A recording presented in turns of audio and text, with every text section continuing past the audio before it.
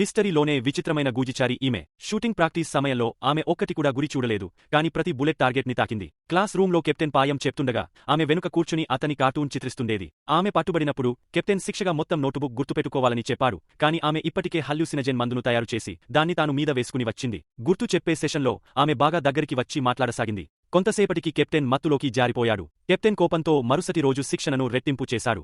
ఈసారి టాస్క్ టౌన్లోని వివిధ స్టేషన్లతో కూడిన ఒక సమయానికి చేరాలి. మార్చ్ మొత్తం 6 గంటల్లో పూర్తి చేయాలి. కొందరు బస్సులో ఎక్కారు, కొందరు బైక్ దొంగలించుకుని పారిపోయినవారు. కాని ఆమె మాత్రం ఓ వృద్ధుని మాయచేసి అతని కారులో డైరెక్ట్గా ఫినిష్ లైన్కి వెళ్లిపోయింది. 10 నిమిషాల్లోనే అక్కడ చేరుకుని అలుపు తీరేందుకు తింటూ నేరుగా ఇన్స్ట్రక్టర్కి నవ్వుతూ చూపించింది. ఆ తరువాత మధ్యరాత్రి కెప్టెన్ వారిని తిరిగి పిలిపించాడు. పట్టణంలో ఒక లక్ష్యాన్ని కనుగొని అతని చేతిలో ఉన్న వస్తువును అతనికి తెలియకుండా తీసుకొచ్చేయాలి.